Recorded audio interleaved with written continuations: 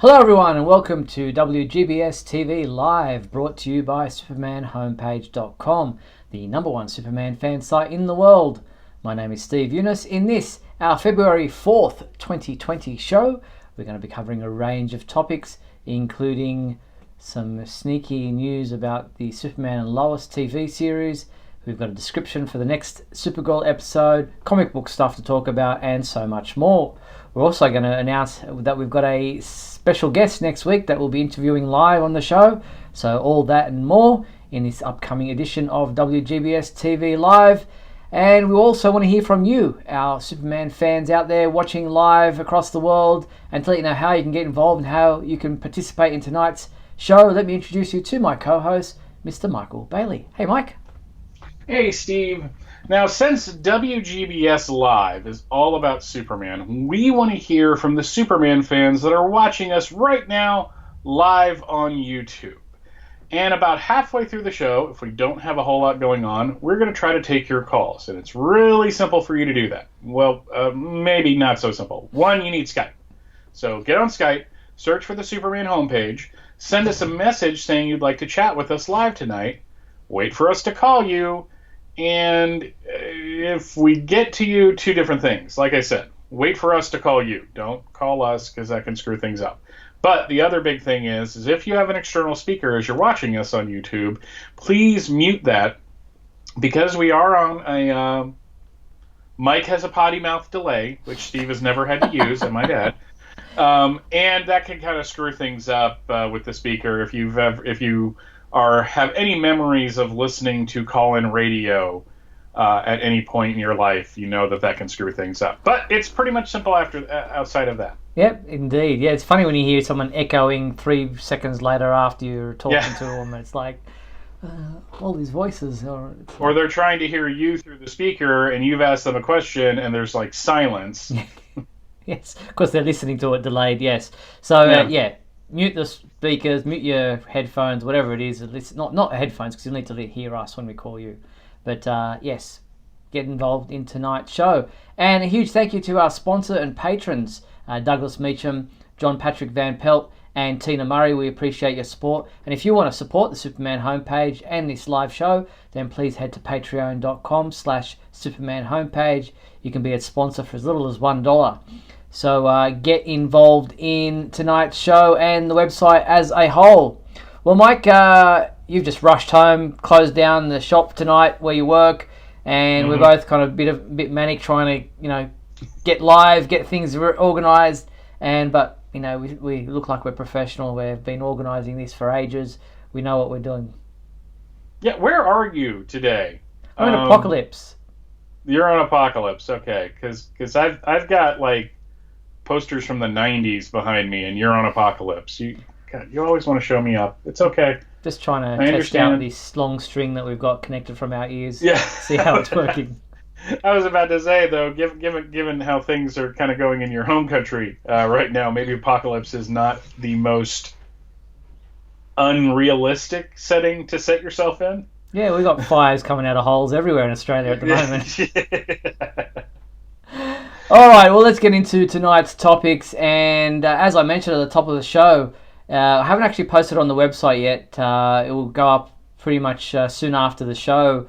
But I wanted to break some news here on the live show, and that is the fact that the script for the upcoming Superman and Lois TV series has kind of leaked online. Well, certain people have read it, and one particular website posted some descriptive information. It's not too spoilery. I mean, there is a little bit there that you might not want to read if you want to go in totally oblivious of what you might expect, but there's a bit of breakdown of some of the characters, including Lois and Clark's two twin boys.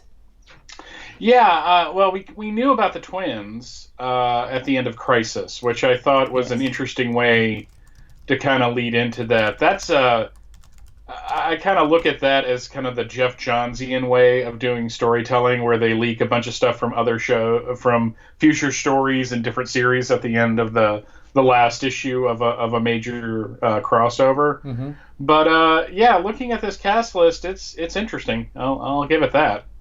Yeah, well, let's go a little bit into it. Obviously, we've got Elizabeth Tulloch playing Lois and Tyler Hoechlin as Superman Clark Kent. We also know that their sons are named Jonathan and Jordan Kent. We've seen the descriptions for the casting call a couple of months back for a couple of teenage boys. It says here they're both 13, but they're both very different physically and otherwise. Jonathan is the popular one, an all-star athlete who's about to enter the varsity team, while Jordan is more introverted, anxiety-prone, and very much into computers and video games. But they don't yet know exactly who their father is, as far as they don't know that Clark Kent is Superman. Yeah, I don't see that if that is the case, that's sustaining itself very long. Okay, In all honesty. Mm-hmm. I love the fact that it's Jordan, though. Because Jonathan, we've had Jonathan Kent running around the comics for nearly 4 years now, and Jordan was the name Clark took at the end of Whatever Happened to the Man of Tomorrow. Oh, okay. But it's just kind of neat that they manage, if this is the case, they manage to sneak in both fathers' names. Which I like the idea of it being twin boys. And the reason for that is if one or both of them has powers, well, let's say only one of them has powers, then that can create that's a different dynamic.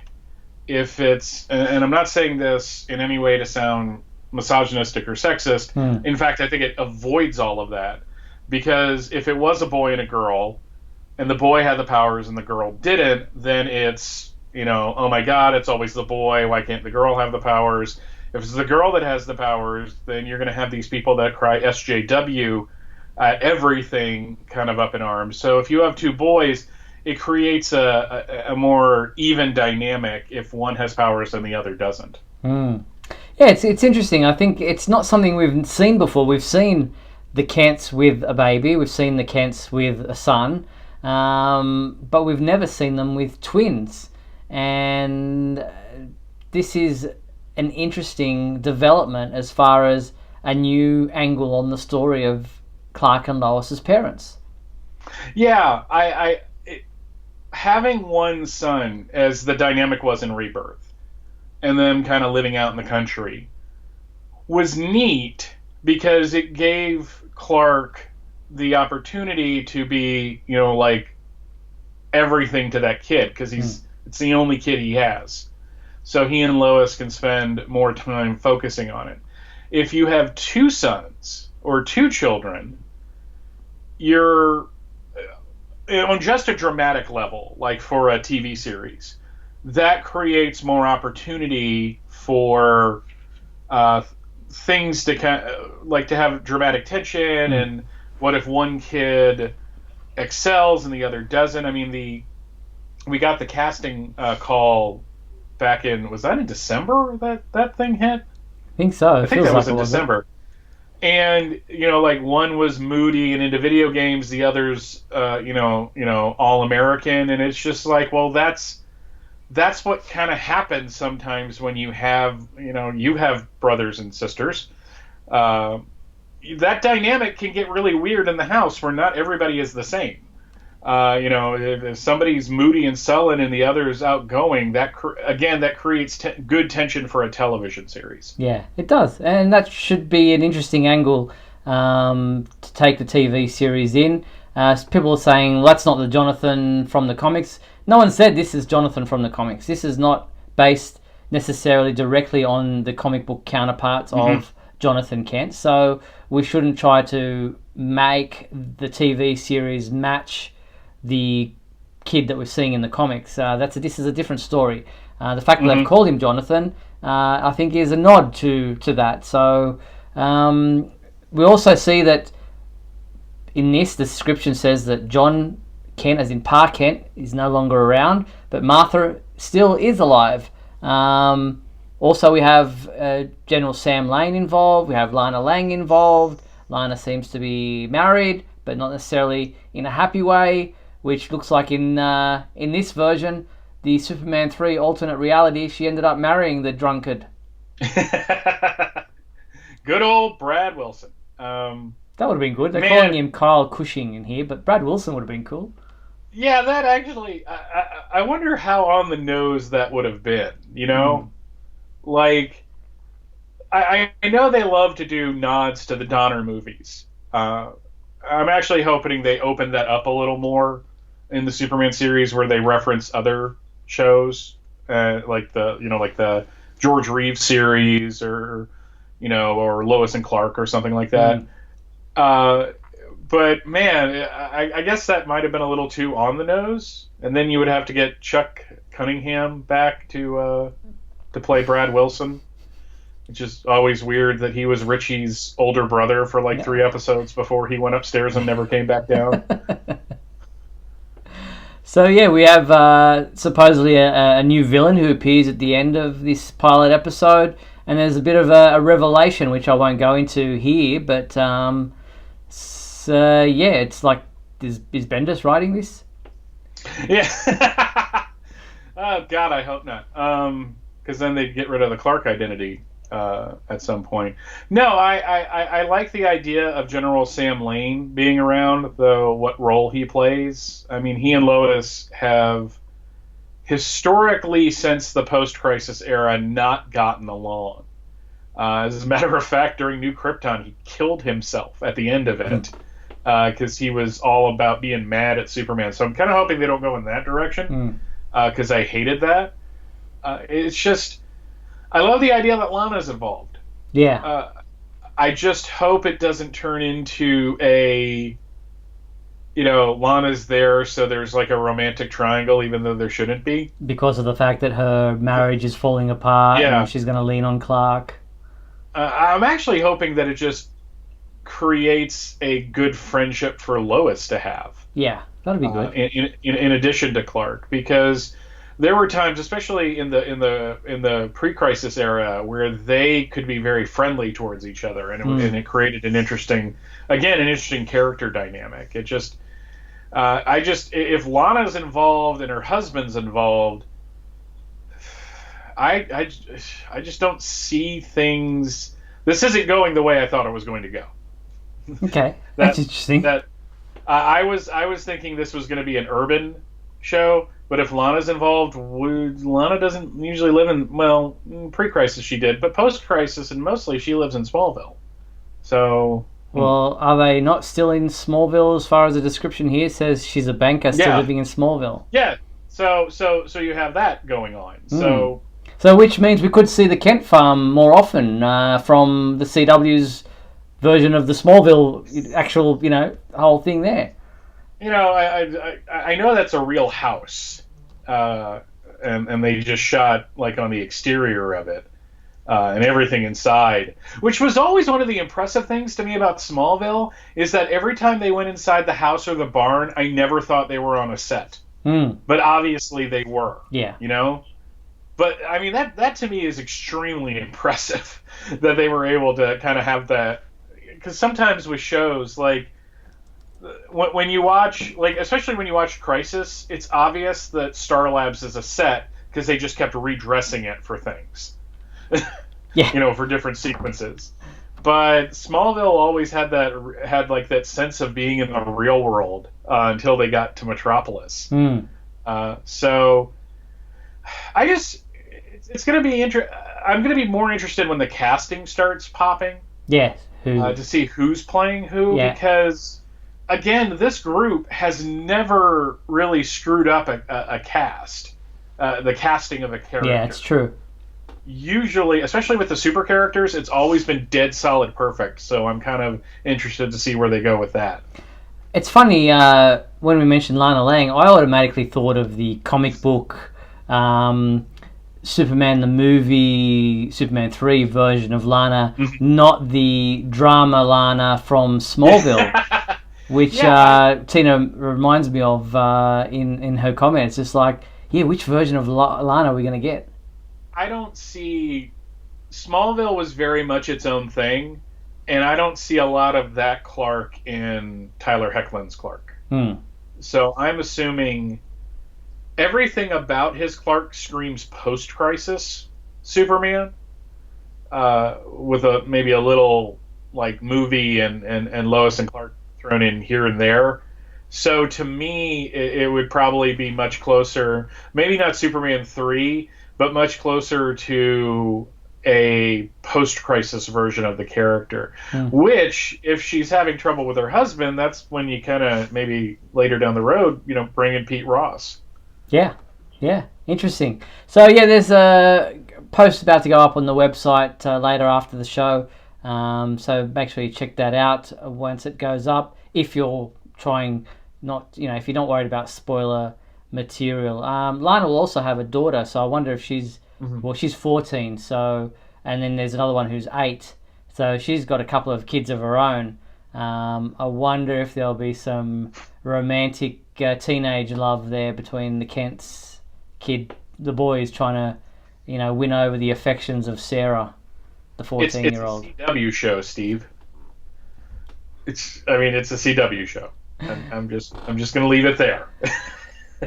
All right, so yeah, make sure you check that out when it goes up. I'd love to hear your comments once it does. All right, another item that will be posted shortly on the website, and again, making an exclusive here to the show before it goes up on the website, is the description for the upcoming episode of Supergirl. Now, you might be wondering, where has Supergirl gone? We haven't seen an episode Sunday. Michael hasn't posted a review. That's because we had the Super Bowl, and therefore a rerun of an older Season 5 episode of Supergirl was shown on Sunday night. This coming Sunday night, again, a rerun of a episode from Season 5 earlier in the season because of the Academy Awards airing that night. So obviously the CW doesn't want to go up against something like that. And so Supergirl will not be shown in a new episode until following Sunday, February 16th. And that is the second part of Back from the Future, which we saw Win Shot return from the 31st century. We've played the promo before, but the description is what's interesting at the moment, and it reads, Supergirl helps Win face his greatest fear. After Alex sets out to find evidence against Lex, Brainy must decide between helping his friend or continuing to secretly work for Lex. So not a lot of information there, but still great to see Jeremy Jordan back for more Supergirl fun. Yeah, one episode would have probably not been enough, in all honesty. Given his history with the show, I would have... the only disappointment here, of course, is that, James doesn't get to kind of see him as well. So, I don't know. I love it when they're so vague on those descriptions. Yeah. It's just like something happens, and then something else happens. And I do feel the need to add that a new episode of Supergirl not happening is a surprise. Mike's review not being up yet, less so. No great surprise there, huh? Yeah. Yes, so. All right. So February 16th is the night that you will see the next episode of Supergirl. And actually was grabbed, if you go to our episode guide on our website, a couple of episode titles were released. I've got them somewhere here. Might as well read them out to you. It's interesting to look ahead and see what some of the episode titles are for upcoming episodes of Supergirl. We know the one after this Sunday, Back from the Future Part 2 is titled It's a Super Life, but which we may see Alex get superpowers. But beyond that, the episode following that is called The Bodyguard. Then the one after that is called Reality Bites, Bytes. And then the next episode after that is Alex in Wonderland. Kind of hoping that at some point in the Reality Bites episode, they all kind of go to a convenience store and dance to My Sharona. I'm also kind of wondering if that would be too deep of a cut for some people. So yeah, it might just... Yeah. Maybe. Things amuse me and amuse no other people, and I'm kind of used to this by now. In all my 11 years as it's coming up, I've gotten used to this. Very good. All right, we recently ran a poll, sticking with TV themes, about what was the best Superman-related TV show of the past decade. obviously now being in 2020. We look back now to the 2010 to 2019 decade, and there were not as many TV shows as you might think, but probably more than any other decade where we had one or maybe two. Mm-hmm. This is including animated series. We had Supergirl, obviously, it's still ongoing. The Young Justice animated series had a bit of a hiatus, but then continued on with the third season. Krypton lasted for 2 seasons. Justice League Action, the animated series, had a sporadic life there for 1 season of quite a few episodes. Titans, the TV series on the digital streaming service, and DC Superhero Girls animated series also there. And we asked you guys to vote on what your favourite was, or which you think was the best over that decade. And surprisingly, for all the whinging and complaining we get about it, Supergirl came out on top. It's surprising, but it's not, because while Krypton had like a very rabid fan base, and I don't mean that in a bad way. I mean that in that the fan base for Krypton, I was always very impressed with, because they stuck with it. I saw complaining about individual episodes, but it was always like, this is amazing. And kind of the same with Young Justice, and when you look at all those shows, they're the ones that burned brightly and then kind of went away. So with Supergirl, it's been consistently on the air. It's on a major network. And I think it's really brought in more people to the super family, so to speak, or to being part of Superman fandom and related, than any of those other shows. And it's nothing against those shows, but like, where could you find Justice League Action, right? Yeah. So Cartoon Network. So the fact that Supergirl 1 has been on the air for 5 seasons, is going into a 6th one, I just think it speaks to the universal popularity of the character. I'm not saying the universal popularity of the storylines or what they choose to talk about, because that's a whole different story. But I just think it's the biggest, it's the brightest light right now, so it's attracting the most moths. Yeah, well, I can't disagree with that. I did think that Young Justice, which came second in the poll, would have gained more votes, because of the fact that there was such a groundswell of complaints when it ended after season 2, so much so that they brought it back for a 3rd season because of fan requests. So yeah, I was a little bit surprised. I actually voted for Krypton myself, which came 3rd. I just thought that series was really well done. I voted for Supergirl, and that wasn't the reason why I was giving such a huge push to it. It's just those were my reasons going into it. Because here's the thing about Young Justice: the first season that I watched, I absolutely loved. I thought it was a great show. It was a great DC show. It had some great moments for super characters. But would they have brought it back if it wasn't for the DC Universe app? True. And the original content there. So I think on its own it's a worthy number 2 though. So can I also say that I love the graphic you use for the polls. Oh yeah. That Silver Age Kurt Swan, George Klein, Superman. It's just great. Yeah, it's like a Photoshop job of Superman pointing at something, but then you put in like a bar graph or whatever to indicate his surprise at the poll results. Oh my gosh, Supergirl beat me. It's a girl with all my powers. All right, we're going to take a break. We're almost at the halfway point. We're going to play some messages. We might take some calls if anybody wants to message in on Skype to say that they want to be part of the show. We'll talk comic books and some other stuff going on right after these messages. Don't go anywhere. We'll be right back.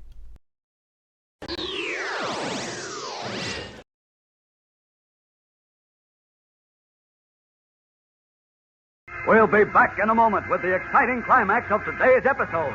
So stand by.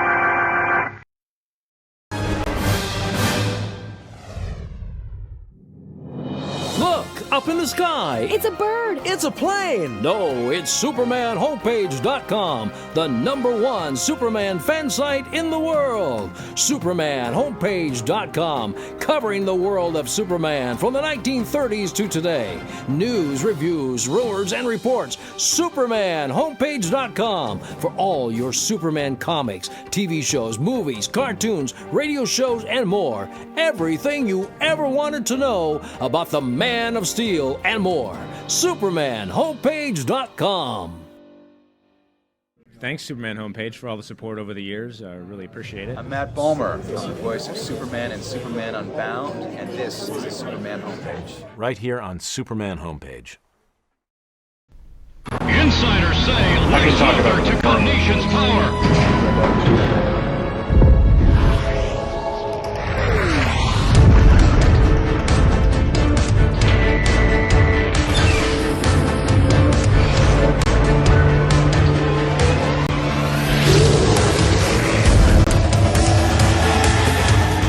Superman overpowers Lex Luthor. Alienware powers the nation.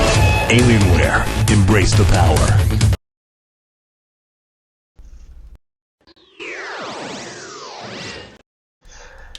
Alienware. Do you remember that commercial for that laptop?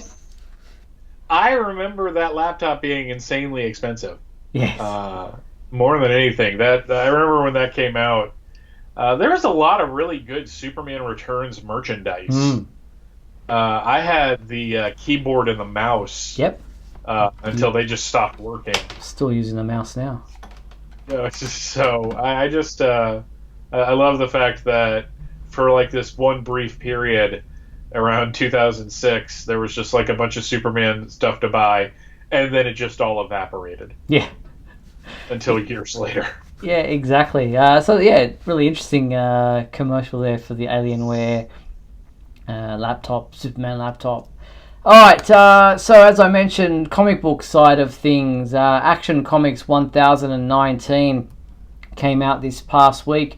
Sadly, I haven't had a chance to read it. I've just been totally bamboozled with a lot of things going on in my personal life. But our reviewer, James Lance, absolutely loved it. He says, while it does rely on mostly flashbacks, which was obviously prolonging it for the hardcover and the trade paperback market, he says it was still an entertaining one. There are plot threads peppered throughout the book that make me want to read the upcoming chapters to see how everything plays out. I'm still not a fan of John Romita Jr.'s artwork in this. It is part 3 of the Metropolis Doom storyline with Luthor and Leviathan against Superman. I don't know, my interest is waning. Really? Because I knew you were going to give it a shot, but is it just, like, it's just not grabbing you the way you thought it would? Yeah, it's, like, I'm reading it and I'm entertained while I'm reading it, but then I get to the next issue and I go, what was it? What was the story about? Like, I'm not really... And I'm not even reading, like, I'm usually an avid reader. I've got usually a novel, sitting on my bedside, which I would read every night, but I just haven't found a new book to read. So it's not like I'm reading too many things at the moment that I can't keep track of, what stories are going on in my head or what I've been reading. It's just that this current storyline seems to be dragging on that I really can't. It's not like I'm going, oh, I'm waiting for that next issue because of the cliffhanger from last issue. Or, I really got to read this. It's just like, oh yeah, it's here. I'll read it. Yeah, I think that's another reason besides what Bendis did that I kind of walked away is because, like, I was enjoying it, but it wasn't like during Rebirth where I was voraciously waiting for the next issue. Like, I couldn't wait to get to the shop. I would buy a digital copy just to, so I could read it right away. Yeah.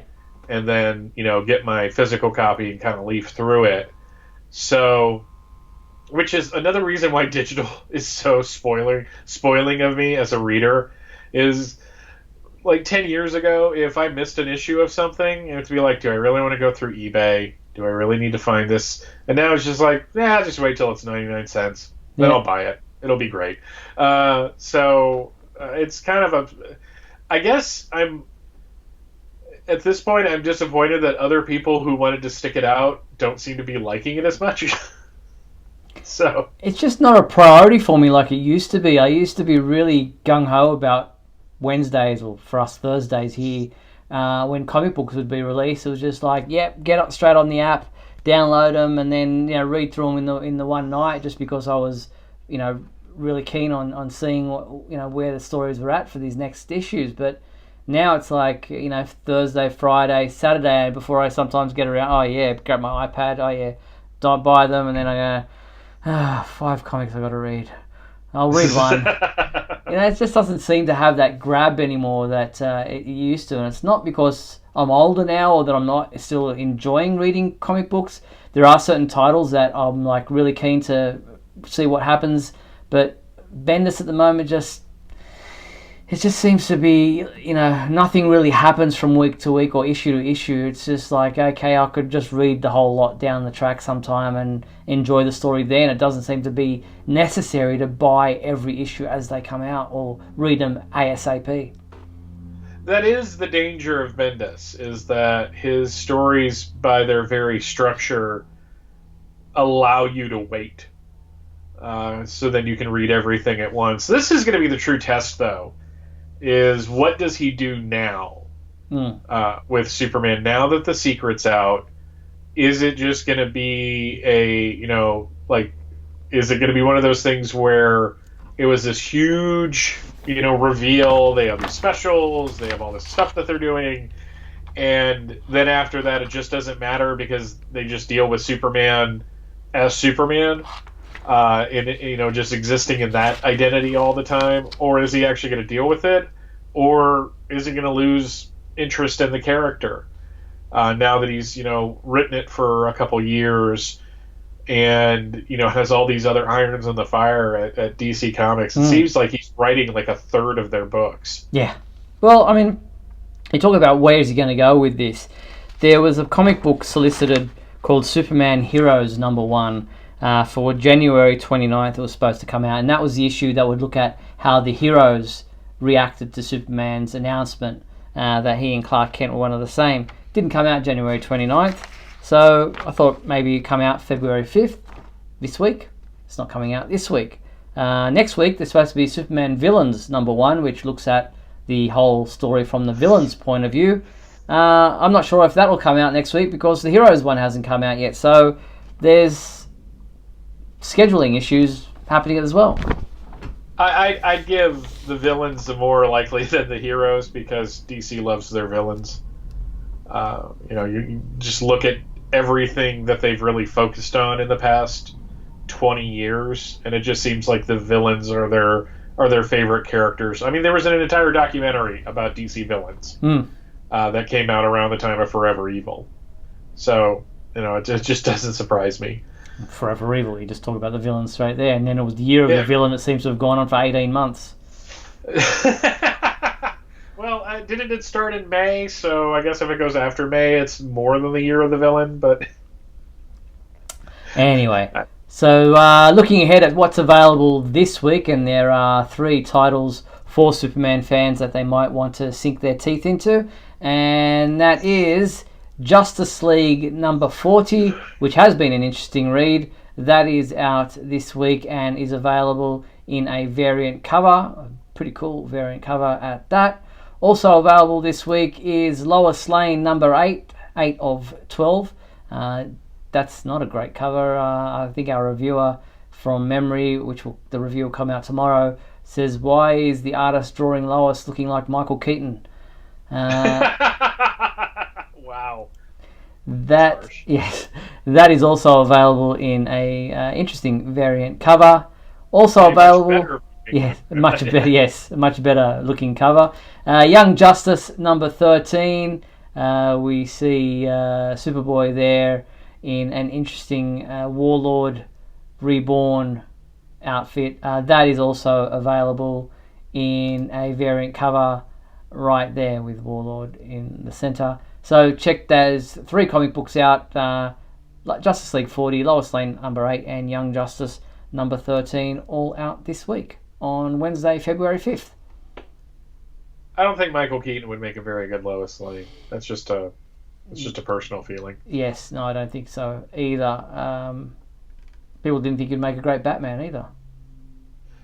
I think he would make a worse Lois Lane. I honestly think. You don't think it surprises? No, I just. Well, I don't know. I mean, he was opposite Christopher Reeve in that movie Speechless. So. Yes, there is a connection there.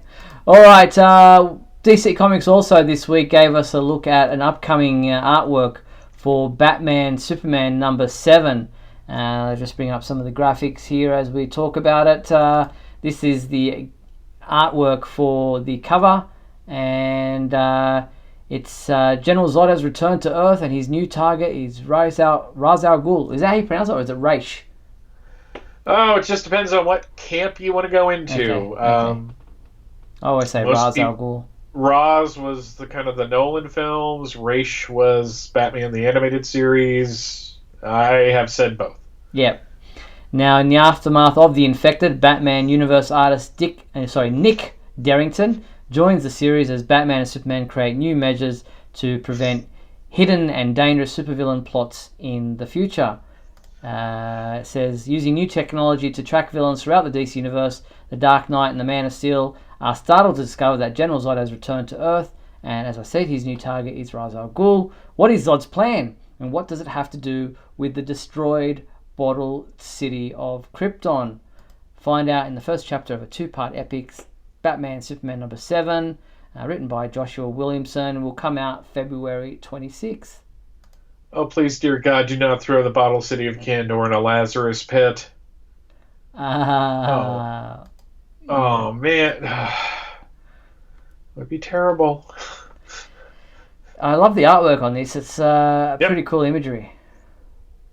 Darrington's a good artist. I think, if I'm correct, he did the artwork for the 2 Crisis longer stories in the Walmart originals that are eventually getting to the direct market. So he's got a good, solid illustrative style. It fits both characters.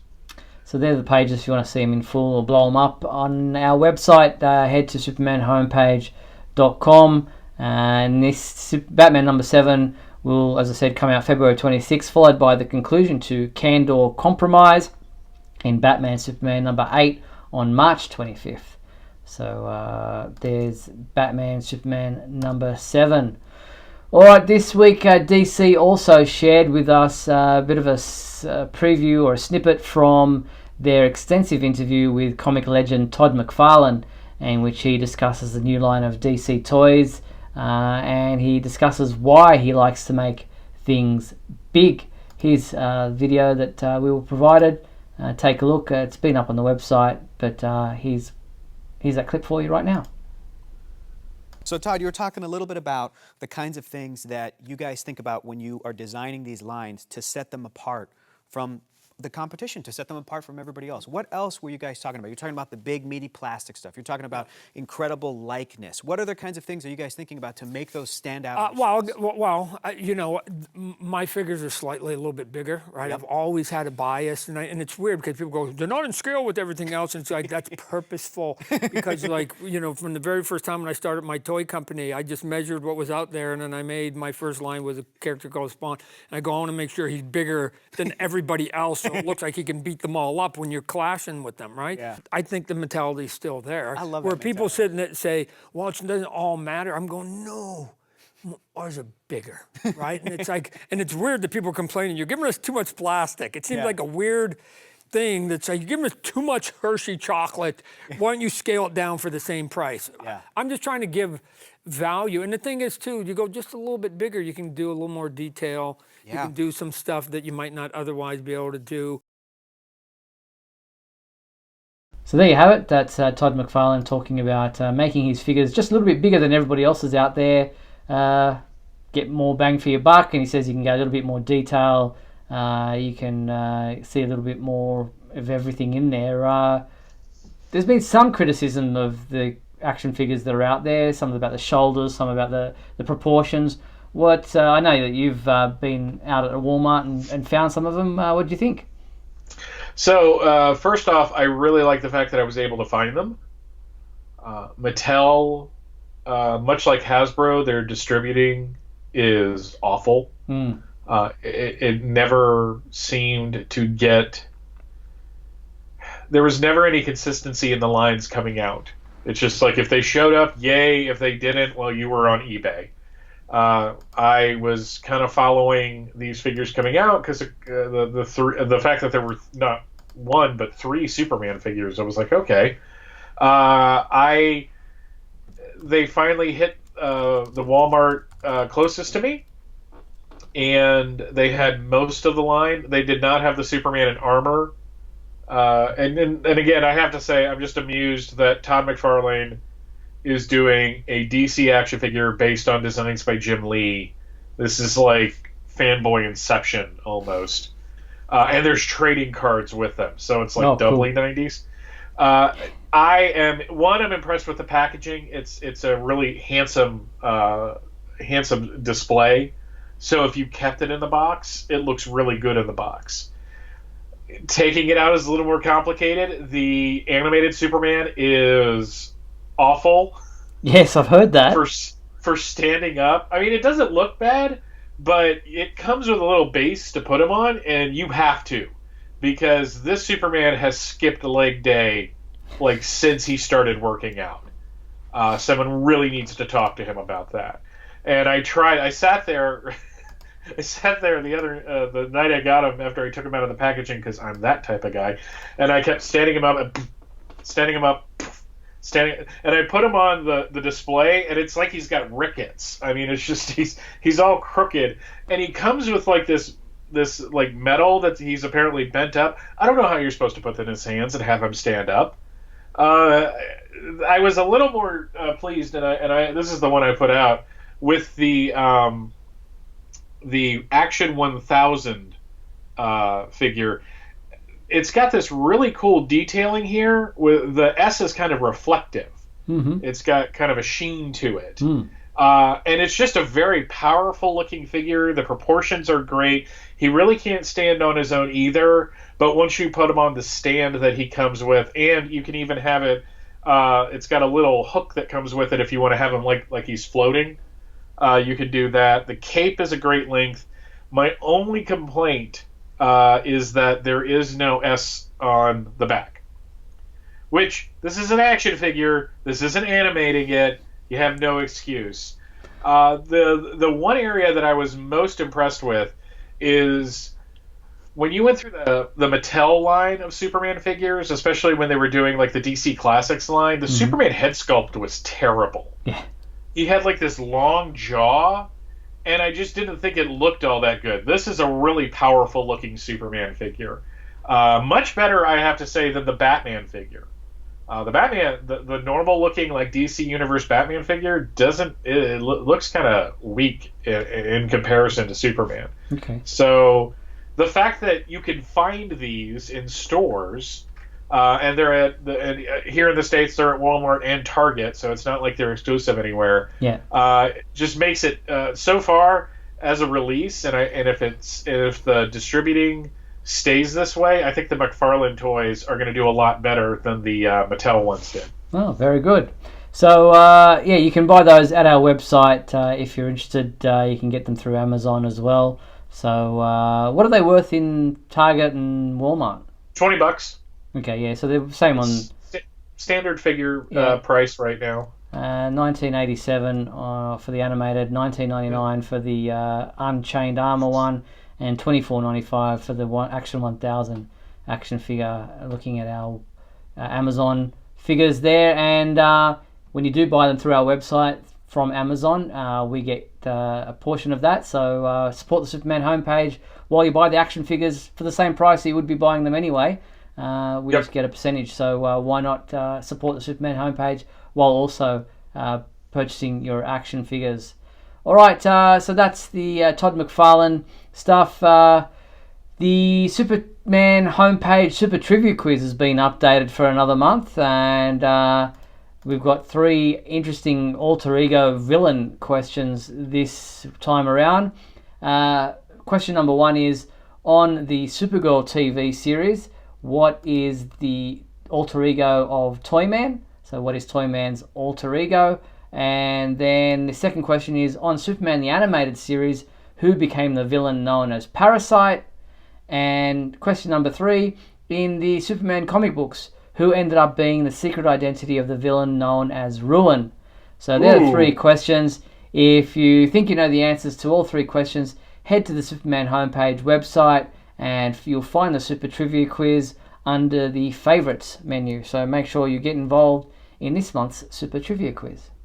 That Ruin question's really good. That's because if you didn't read that to the end, you might get that wrong.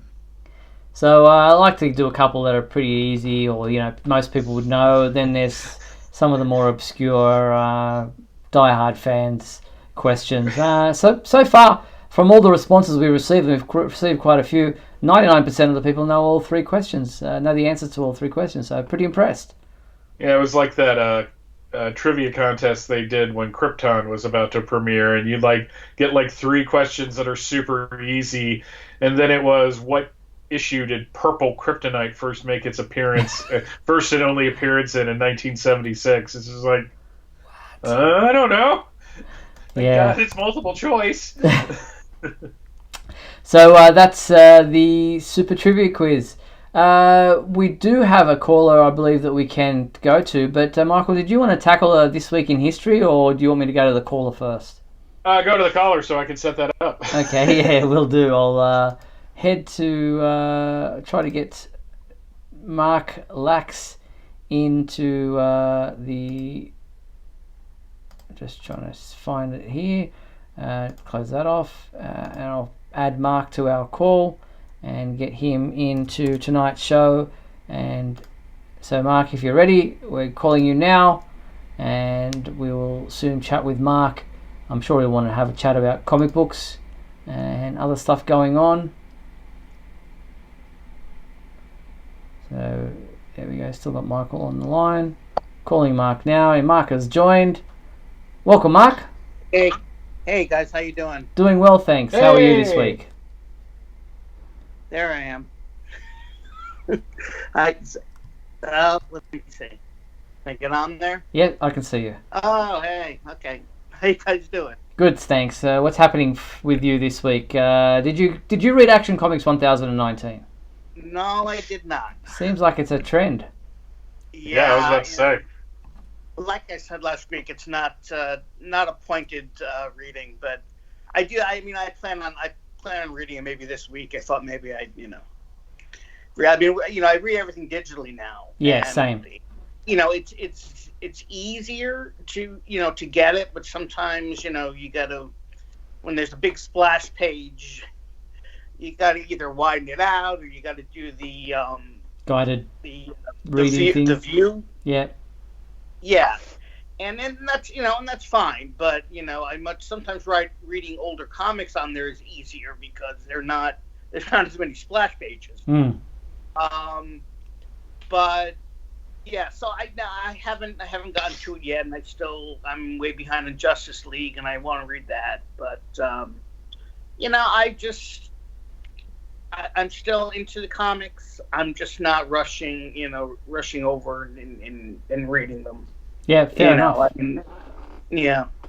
Now, in that poll that we recently ran, the Superman on TV for the last decade, where did you vote on that? Or if not, what was your vote for the best Superman show related show? I didn't. I would probably say Supergirl. Okay. Because I'm assuming Smallville was out because it's been a decade, right? Yeah, that's right. So there was no Smallville, there was no Lois and Clark. It was only from 2010 to 2019.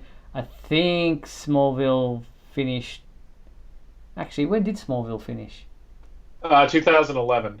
Okay, so we didn't include it as such because I really think the bulk of it was outside of the decade, so that was my reasoning there. Right. Now, I would pick Supergirl. I mean, Krypton, you know what? I didn't even finish the first season. Not so much that I didn't like it. It's just, it's one of the things, just get lazy and you just don't finish it. And then by the time, I wanted to finish it. The new season was here, and I just never, It's only 10 episodes. It's not like it's a massive investment of time. No. Yeah, no, I know that. It's just, I don't know. I get bored of things. I get bored of things easily lately. Maybe because I'm getting older. Join the club. I don't know. Yeah. I used to keep up with everything, really well, but now everything's just kind of, life. Not a priority. It gets in the way. Yeah, exactly. But unfortunately, my father passed in November. But sorry to hear that. So things have. Thank you. So things have been kind of crazy lately. So again, I haven't been able to get to everything, but hopefully I'll definitely get to Superman and Superman in action and read those.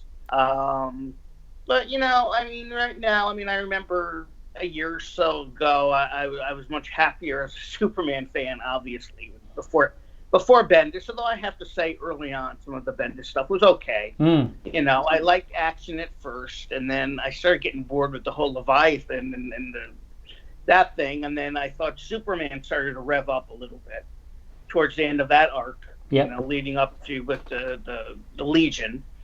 And then after that, now with the reveal and all that, it's just just hasn't been so interesting. Can't disagree. So I think a lot of fans are on the same page there. Was there anything else you wanted to touch on before we let you go tonight? No, not really. I'll basically say hello. I appreciate you calling in. It's always good to talk to you, and we'll chat again soon. All right, guys. All right, thanks, Mark. Bye-bye. So that's Mark Lax. So good to hear from him, and seems like he's on the same page as a lot of Superman fans reading comics. It's just not a priority at the moment.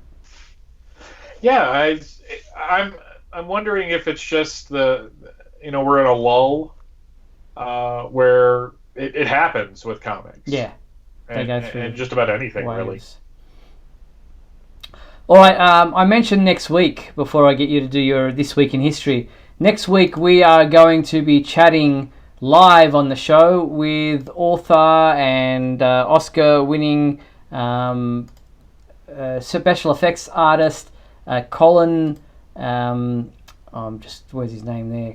Chilvers. Colin Chilvers. He's the co-author of a book titled "Believing a Man Can Fly: Memories of a Life in Special Effects and Film," and really looking forward to having a chat to him about his book, which is available now, and it's co-authored by Aaron Lamb, who has helped set up this interview next week. Really looking forward to talking to him, not just about his work on the Superman films, but other films that he's also worked on, and how the industry has changed. I imagine special effects, since 1977, have had a dramatic turn, and how he's managed to stay on top of all that with the sweeping changes.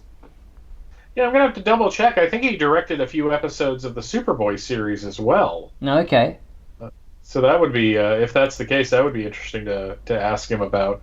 We'll do some research and get some questions together and make sure that we're ready to go when we chat with him next week. Colin will be part of our show for February 11th. If I'm not mistaken with my dates. Yes, February 11th, next Tuesday. So make sure you tune in for that. All right, Mike, as we go into the last 5 minutes of our show, here's your intro for your This Week in History. Let me find it for you. Here we go. Come with me now, my son, as we break through the bars of your earthly confinement, traveling through time and space. Alrighty, pickings were slim. I guess the beginning of February was not a very popular time in either 1940 or 1950, so I had to go to 1960 for Superman number 136. Has this amazing cover of a green alien talking to Superman and Lois, and one of the stories inside was the man who married Lois Lane. Uh-huh. Jumping up to 1970, Superman number 225. This is an amazing cover because it shows Superman in a cage, a guy in a Superman costume and a beard in a cage, and another guy dressed as Superman talking to him. He's just like, you're going to have to, you're either going to have to let me go or kill me. And he goes, well, I guess I'll kill you. I guess 1970 was a violent year for Superman. Had to skip 1980 altogether, going to 1990. And this made me really happy because Action Comics number 651 came out on February 6, 1990. And that was part 3 of the Day of the Krypton Man story. Oh, wow. Where Superman goes all Kryptonian, and it was an early Maxima appearance. So, God, I love that storyline. I think that's a kind of a forgotten era. Jumping ahead 10 years, Superman number 155 from February 2nd, 2000. That is when Superboy came to Smallville. It was a really fun issue written by Jeff Loeb with art by Ed McGuinness. And if I'm correct, this is where he gets the name Connor. Okay. Because Superman was being a bit of a jerk to him. Jumping forward to 2010, the final issue of Superman World of New Krypton came out on February 3rd, 2010, and that brought us into the last act of the whole New Krypton saga. Okay. Which some people say is better less forgotten. And going to birthdays, February 8th is the birthday of Bruce Timm. It is the birthday of Jack Larson. And apparently it's also the birth date of John Williams. So wow. It's like 3 different generations of people connected to Superman all born on the same day. That is a massive one. So, yeah, all on February 8th. Bruce Timm's on February 6th. I guess I misread that. I apologize. But, Jack and John Williams are both on February 8th. So that is This Week in History. Thanks for the flyby back through 80 years of Superman. And that pretty much brings us to the end of tonight's episode. Before we do sign off, I'd like to thank everyone for tuning in via YouTube and our website to watch tonight's live show. And thanks to everyone on the YouTube comments for your participation in the show. I've been interested to read some of the comments as we go along. Thank you to Venkman, Tina, Mind the Gap. Who else we got in there? Jack. Who else have we had? Rob, and I think a few others, Amethyst, a few others have joined in. Really appreciate your involvement in the show. I'm sure I'm missing a few names there, but really appreciate you guys participating in the show live. And I want to thank our sponsors and patrons, Douglas Meacham, Tina Murray, and John Patrick Van Pelt. We appreciate your support of the show. And to you, my co-host, Mr. Michael Bailey. Thank you, Mike. Pleasure as always, Steve. Now, for those who are interested, we'll be back, as I said, next week for our live show with our special guest, Colin Chilvers.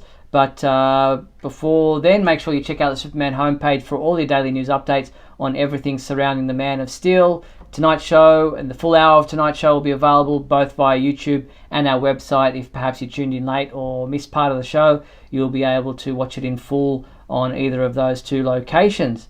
But as I said, we'll be back next week on February 11th for another edition of WGBS TV Live.